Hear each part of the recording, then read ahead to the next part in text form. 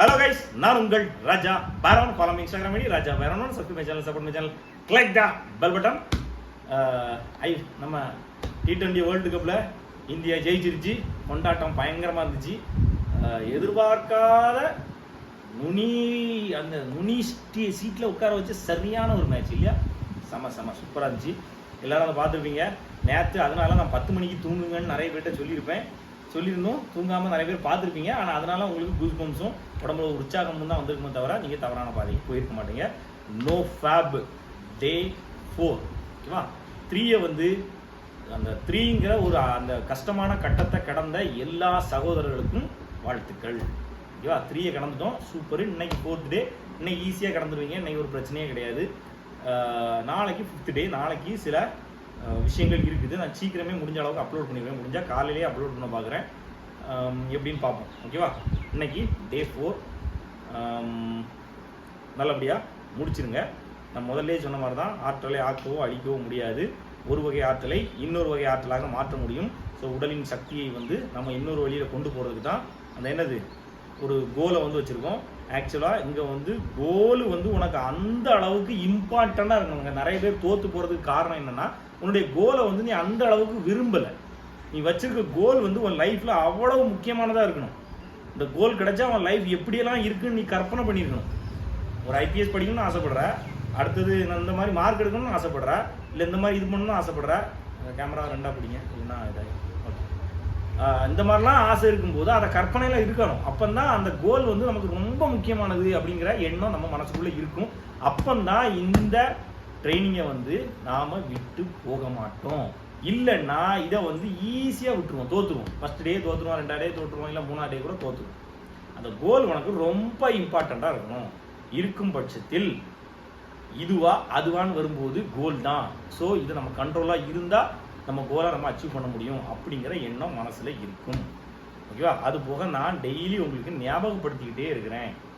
இதுக்கு நம்ம கூட யாராவது ஒருத்தங்க நம்மளை ஞாபகப்படுத்திட்டே அன்னைக்கு வருவான், அன்னைக்கு ஏதாவது சொல்லுவான் அப்படிங்கிற அந்த ஞாபகம் இருக்கும்போதே நம்ம அந்த கண்ட்ரோலில் இருப்போம் ஓகேவா? டன்னு. வேற இதை பற்றி இன்னைக்கு என்ன விஷயம் சொல்லணும் அப்படின்னா, நான் ஏற்கனவே அட்ஜஸ்ட் வந்து ஒருத்தர் வந்து சொல்லியிருந்தாரு, இந்த எண்ணங்கள் வந்து அதிகமாகும் போது நீங்கள் என்ன செய்யணும் அப்படின்னா, உங்களுடைய உடம்பினுடைய பவர் அதிகமாக இருக்கும்போது தான் இதுவாகும். அதனால நீங்கள் எல்லாரும் வந்து ஃபாஸ்டிங் பண்ணுங்க. அதாவது நம்மளுடைய ட்ரைனிங்கே ஃபாஸ்டிங் இருக்க போகுது தான். ஆனால் அவர் என்ன சொல்லுறாங்கன்னா, வாட்டர் ஃபாஸ்டிங் பண்ணி உடம்பினுடைய பவரை கம்மி பண்ணுங்க. அப்படி கம்மி பண்ணால் அந்த உணர்வுகள் வந்து கம்மியாகும் அப்படின்னு சொல்லி. நான் என்ன சொல்ல வரேன், ஒரு சக்தியை உருவாக்கி அந்த சக்தியை தான் நம்ம இன்னொரு வகை சக்தியாக மாற்றும் போது தான் நம்மளுடைய பவரை அதிகப்படுத்தி அந்த பவரை இன்னொரு இதுக்கு கொண்டு போகும்போது தான் வெற்றி. பவரே இல்லாமல் பண்ணுறதுல என்ன வெற்றி? ஓகே, இதில் வந்து தட்டில் வந்து நான் பிரியாணி வச்சுருக்குது.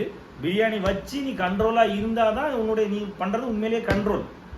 இல்லை சாப்பாட்டுக்கே வழி இல்லாமல் நீ பசியில் இருக்கன்னா அது எப்படி கண்ட்ரோலாக இருக்கும்? அது கண்ட்ரோல் கிடையாது ஓகேவா? கண்ட்ரோலுங்கிறது என்ன அப்படின்னா, எல்லாம் இருந்தும் அதை வந்து நிறுத்தி வைக்கிறது தான் கண்ட்ரோல்.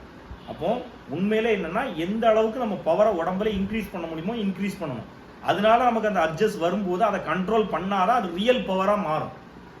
இல்லாமல் நான் தண்ணியை குடிச்சிக்கிட்டு எவ்வளோ பவராக சேர்த்து போய் என்னாலே கிடையாது அப்படின்னு இருந்துக்கிட்டு அதில் நான் கண்ட்ரோல் பண்ணிட்டேன், ஆனாலும் என்னால் ஜெயிக்க முடியல. ஆனால் முடியாது. எந்த அளவுக்கு நல்ல உணவுகள், நல்ல ஹெல்த்தியான உணவுகள் நல்லா எடுத்துக்கணும். நான் என்ன எடுத்துக்கோ, சிக்கன் எடுக்கிறேன், எக் எடுக்கிறேன், எல்லாமே எடுக்கிறேன். ஆனால் கண்ட்ரோலாக இருக்குமா, அந்த உடம்புல பவர் இருக்குன்னா இருக்குது, கண்ட்ரோலாக இருக்குமா இருக்கும். அப்போ தான் நம்ம கோலை நம்ம அச்சீவ் பண்ண முடியும். நம்ம பவர் அதிகரிக்கணும், நம்ம உடம்புல உள்ள பவர் அதிகரிக்கணும். அந்த பவரை நம்ம கண்ட்ரோலுக்குள்ளே வச்சு அதை மடைமாற்று செய்யும் போது தான் அது வெற்றி அடையும். அட் த சேம் டைம் நம்ம சின்ன டிசிப்ளின்ஸை இதுக்குள்ளே இன்க்ளூட் பண்ணுறோம்ல. இந்த டிசிப்ளின்ஸ் நம்ம பண்ணுற இந்த நோஃபாப் ட்ரைனிங்கில் எதுக்காக இந்த டிசிப்ளின்ஸ்லாம் வச்சுருக்கோம் அப்படின்னா, சாதாரண நோஃபாப் ட்ரைனிங் கிடையாது. ஒரு மனிதனை நல் மனிதனாக மாற்றுறதுக்கான டிசிப்ளின். இந்த 60 days முடியும் போது நீயே உன்னை ஒரு புனிதமானவனா உணர போற. கண்டிப்பா 100% உன்னை நீ வந்து ஒரு புனிதமானவனா உணர. இங்க பாத்தீங்கன்னா இந்த ட்ரைனிங் ஆரம்பிச்சதுலேருந்து வியூஸ் எவ்வளோ போகுதோ அதை விட அதிகமாக கமெண்ட்ஸ் வருது. நானும் இதில் ஜாயின் பண்ணேன், நான் இத்தனை நாள் இருக்கேன். நிறைய பேர் எங்கேயா இருந்த நீ அப்படின்னு கேட்குறாங்க. என்ன காரணம் அப்படின்னா, இது அவ்வளவு பேருக்கு தேவையான ஒரு விஷயமா இருந்திருக்கு. ஏன்னா இந்த நிறைய பேர் என்ன பண்ணுறாங்கன்னா, இதை வந்து எப்படி குடியை வந்து இப்போ சோசியலிசமாக மாற்றிட்டாங்களோ அதே மாதிரி இந்த விஷயத்த ரொம்ப ஒரு சாதாரணமான விஷயமா மாற்றிட்டாங்க. இதனால என்ன ஆகுது, ஒரு நிறைய பிரச்சனைகள் வருது, நிறைய பிரச்சனைகள் நமக்குள்ள வருது, அது நமக்கே தெரியும். அதனால தான் இதுல இருந்து விடுபடணுமே, இது வந்து ரொம்ப மோசமா போயிட்டு இருக்கமே, இதுல இருந்து விடுபடணுமே அப்படிங்கிற எண்ணம் நிறைய பேருக்குள்ள உருவாகுது. நான் வந்து இந்த ட்ரைனிங்கை மெயினாக ஆரம்பிச்சதுக்கு காரணம் என்ன, இப்போ உள்ள இளைய சமுதாயத்தை பார்த்ததுனால தான். என்ன காரணம் அப்படின்னா, ஒரு அடக்கம் பசங்கள்கிட்ட இருக்கான்னா இல்லை, ஒரு கட்டுப்பாடு பசங்கள்கிட்ட இருக்கான்னா இல்லை, ஒரு வரைமுறை பசங்கள்கிட்ட இருக்கான்னா இல்லை, எதுவுமே இல்லை. ஒரு மரியாதை, யாருக்காவது மரியாதை கொடுக்குறான்னா இல்லை, பேசுறதுல ஒரு ஒழுங்கினம் இருக்கா இல்லை, ட்ரெஸ்ஸிங்கில் ஒரு ஒழுங்கினம் இருக்கா இல்லை, செயல்பாடுகளில் ஒழுங்கினம் இருக்கா இல்லை, இல்லை பழக்க முறைகளில் ஒழுங்கினமாக இருக்கா இல்லை, எல்லாத்துலேயுமே ஒழுங்கினமாக இருக்கு. இதுக்கு நம்ம வந்து வேற இது ஜென்ரேஷன் கேப் வந்து காரணமாக இருக்கும்னு நம்ம நினச்சிட்டு இருக்கோம். நான் என்ன சொல்கிறேன், இதனுடைய ஒரு மெயின் காரணமே இந்த ஃபேப் தான் சொல்ல வரேன். என்ன காரணம் அப்படின்னா, மனிதனும் ஒரு வகை ஸ்பீஷியஸ் தான், மிருகம் தான். அந்த மிருகம் வந்து தன்னை கண்ட்ரோல் பண்ணி ஒரு வரைமுறைக்குள்ளே தன்னை கொண்டு வந்து, ஒரு நாகரிகம் அதுக்குள்ளே கொண்டு வந்து தன்னைக்குன்னு ஒரு கட்டுப்பாடை விதிச்சு அது தன்னை வளர்த்துக்குச்சு. ரைட்? நம்ம வந்து ஒரு நாகரிகங்கிற கட்டுப்பாட்டுக்குள்ள வந்து நம்மளை வளர்த்துக்கணும். இப்போ இந்த பசங்க வந்து இந்த ஃபேப் அப்படிங்கிற விஷயத்துக்குள்ள மாற்றனால, ஃபேபுங்கிறது இப்போ தான் அதிகமாக இருக்குதா நம்ம புரிஞ்சுக்கணும். இப்போ தான் அதிகமாயிருக்கு, இல்லவே இல்லை இப்போ தான் ஆரம்பிச்சிருக்குன்னு நான் சொல்ல வரல. இப்போ தான் பசங்கள்கிட்ட அந்த பழக்கங்கள் வந்து அதிகமாகிருக்கு. அதிகமான டெய்லி அப்படி இருக்கிற மாதிரி அதிகம் அடிக்ஷனாக மாறி இருக்குது. அதுக்கு காரணம் என்னன்னா, இப்போ உள்ள சோசியல் மீடியா. ரைட்? சின்ன பசங்கள்கிட்ட வரைக்கும் சோசியல் மீடியா இருக்குது. அதில் பார்க்குறது எல்லாமே மேக்ஸிமம் ஒரு 90% பார்த்தா அதில் வர்றது எல்லாமே என்ன இருக்குது, அவனை தூண்டுறதா தான் இருக்குது. அப்படிங்கிற போது அவனுக்கு இந்த பழக்க வழக்கங்கள் வந்து அதிகமாகத்தான் செய்யும். இதை வந்து அவன் நம்ம மக்கள் என்ன பண்ணுறான், அது சோசியலிசமாக மாற்றிடுறான்ல, இது வந்து சாதாரணம் தான், எப்போ வேணாலும் பண்ணான், என்ன வேணாலும் பண்ணான், அப்படின்னு மாற்றுறதுனால இதனால இவன் கண்ட்ரோல் இல்லாமல் பண்ணுறான். ரைட்? தனக்குன்னு வச்சிருந்த ஒரு கண்ட்ரோல், கட்டுப்பாடு, தனக்குன்னு உள்ள சுய ஒழுக்கம், அதை நம்ம நல்லா புரிஞ்சுக்கணும். இந்த ஃபேப் பண்ணாமல் இருக்குது அப்படிங்கிறது சுய ஒழுக்கம். பான் பார்க்காம இருக்குதுங்கிறது சுய ஒழுக்கம். தன்னைத்தானே கட்டுப்படுத்துங்கிறது சுய ஒழுக்கம். இந்த சுய ஒழுக்கம் இருந்தாதான் அவன் எல்லா விஷயத்துலையுமே கட்டுப்பாடாக இருப்பான். ஒருத்தரை மதிக்கிறதா இருந்தாலும் சரி தான், ஒரு விஷயத்தை செய்கிறதா இருந்தாலும் சரி தான், நான் தன்னுடைய உறவுகளை பார்க்கறதா இருந்தாலும் சரி தான், மற்ற வீட்டு பெண்களை பார்க்கறதா இருந்தாலும் சரி தான். புரியுதா?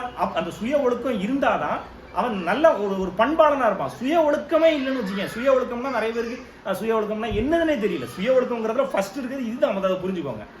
சுய ஒழுக்கத்துல ஃபர்ஸ்ட் இருக்குது என்னது, இந்த ஃபேப் பண்ணாம பான் பார்க்காம இருக்குது. பான் பார்க்காம தன்னை தானே கட்டுப்பாடோடு இருக்கும்போது அந்த சுய ஒழுக்கம்ங்கிறது நல்லபடியா இருக்கும்.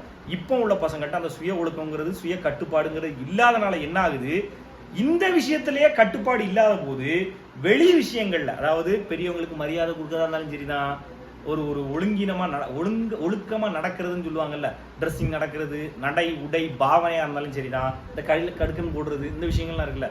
அதுக்கப்புறம் தன்னை வந்து யாரை ரோல் மாடலா வைக்கணுங்கிறது தான் இருந்தாலும் சரிதான், ரவுடியை ரோல் மாடலா வைக்கிறது, ரவுடி சம்மாரி திரிகிறது, அப்புறம் டீச்சர்ஸை மதிக்காம இருக்கிறது, கண்ட மேனிக்கு திரிகிறது, கண்ட நேரத்துக்கு அப்பா அம்மாவை மதிக்காம இருக்கிறது, அப்பா அம்மாவுடைய உணர்வுகளை புரிஞ்சிக்காம இருக்கிறது, இது எல்லாத்துக்கும் ஒரு காரணமா இருக்கதான் நான் எதை பார்க்குறேன் அப்படின்னா, இந்த ஃபேபுங்கிற ஒரு விஷயத்த பார்க்குறேன்.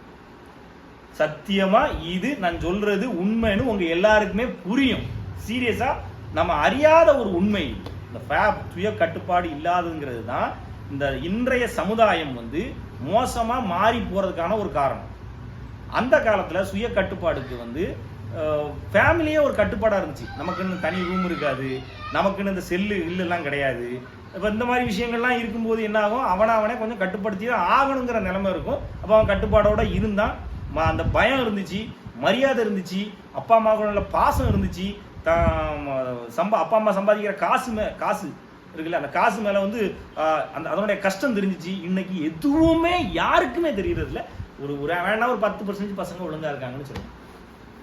அதனாலதான் நான் இப்போ ஆரம்பிச்சிருக்க இந்த ட்ரைனிங்கே வந்து இந்த நோஃபேப் ட்ரைனிங் ஆரம்பிச்சா இதுல ஜாயின் பண்ணியிருக்க பசங்க ஒரு ஜாயின் பண்ணியிருக்கவங்க வந்து ஒரு 1000 பேர் இருப்பாங்கன்னு வச்சுக்கோங்களேன். அதுல ஒரு 10 பேர் இல்ல ஒரு 2 பேர் தன்னை சுய கட்டுப்பாட்டுக்குள்ள கொண்டு வந்து சுய ஒழுக்கத்தோட அவன் வந்து அந்த 60 நாள் முடிக்கும் போது தன்னை புனிதமா உணர்றான்ல, அங்க அடைகிற ராஜாபுரம் சக்சஸ்.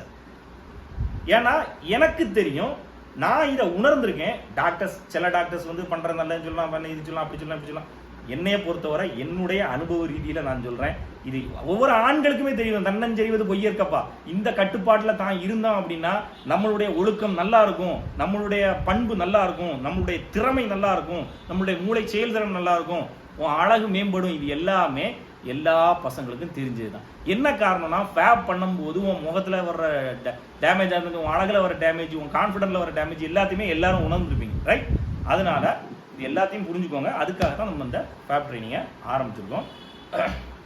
லேடிஸ் என்னுடைய சேனலை பார்த்துட்டு இருப்பீங்க, அவங்க வந்து இதை வந்து தப்பாக நினைக்காதீங்க. என்ன காரணம் அப்படின்னா, என்னுடைய இளைய சமுதாயத்துக்கு நான் சில கடமைகளை செய்ய கடமைப்பட்டிருக்கேன். நீங்கள் இதை எப்படி பார்க்கணும் அப்படின்னா, இப்போ உங்களுடைய பெண் தாய்மார்களுடைய பீரியட்ஸை பற்றி அவேர்னஸும் அவங்களுக்கு அதை பற்றின விஷயங்களை எக்கச்சக்கமான பேர் ஷேர் பண்ணுறாங்க.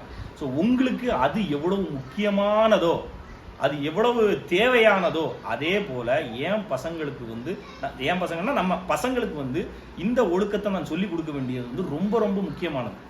ஏன்னா யாருமே இதை அதிகமாக சொல்லி கொடுக்க மாட்டாங்க. சும்மா இது இருக்கு, இது இல்லை, இது வேணும், இது வேண்டாம், இதை சாப்பிடுங்க, இப்படி இருங்க, இப்படி மட்டும்தான் சொல்லிட்டு போவாங்களே தவிர இந்த வழிநடத்தல்ங்கிறது ரொம்ப கம்மி. இந்த வழிநடத்தல்ங்கிறத நான் பண்ணணும்னு நினைக்கிறேன். இது மூலமாக பெரிய மாற்றங்கள் ஏற்படும். அதான் சொல்ல முடியல, 2 பேர் திருந்தி நல்லா இருந்தோம்னா அதோட சந்தோஷம் இல்லை.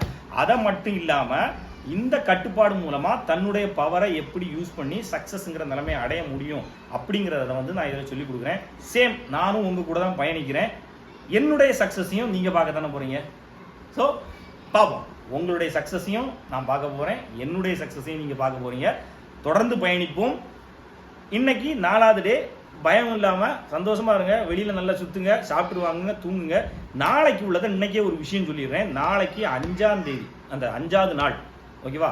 5வது நாள் நம்ம என்ன செய்ய போகிறோம் அப்படின்னா, ஒரே ஒரு நேரம் தான் ஃபுட் எடுக்க போகிறோம். மதியம் மட்டும்தான் லஞ்ச் எடுக்க போகிறோம், ஓகேவா? ஃபாஸ்டிங், லைக் 1 டைம் ஃபுட் எடுத்து ஃபாஸ்டிங் எடுக்க போகிறோம். நைட்டு ஃபுட் எடுக்க போகிறதில்ல, காலையில் ஃபுட் எடுக்க போகிறதில்ல. இது எதுக்காக அப்படின்னா, இந்த ட்ரைனிங் ஒரு சீரியஸ்னஸை உருவாக்குறது, வேற ஒன்றுமே கிடையாது. அது மட்டும் இல்லாமல் நம்ம உடம்பும் தன்னைத்தானே கொஞ்சம் பசியை உணர வைக்கும். இதனால் வரைக்கும் நம்ம கரெக்டாக சாப்பிட்ருப்போமான்னு தெரியாது, கண்டவனைக்கு சாப்பிட்ருப்போமான்னு தெரியாது. ஆனால் இப்போ இந்த ஒரு நேரம் சாப்பாட்டுனால என்ன ஆகும் அப்படின்னா, 2 நேரம் சாப்பிடாம இருப்போம். பசிங்கிறத நம்ம உணர்வோம்.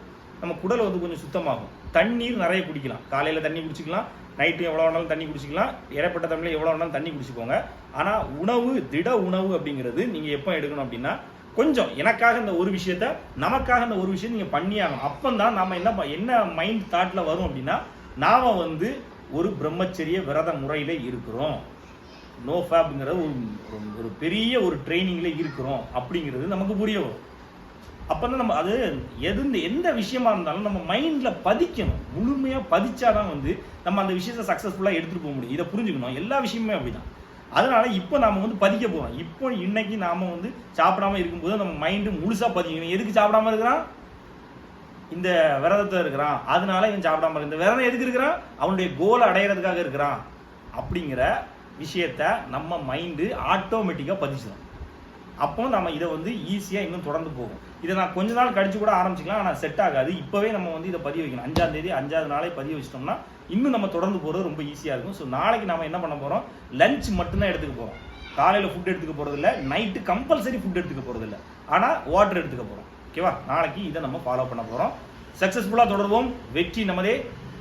நீங்கள் நினச்சதை 100% அடைய முடியும். அதுக்கான படிக்கட்டுகள் உருவாகும். அதுக்கான டைமிங்கும் நானே சொல்லுவேன். இந்த டைமில் உனக்கு இந்த மாற்றங்கள் ஏற்படும், இந்த டைமில் இந்த மாற்றங்கள் ஏற்படும்னு நானே உங்களுக்கு சொல்லுவேன், ஓகேவா? டன். Bye bye. நான் உங்கள் ராஜா பாரா.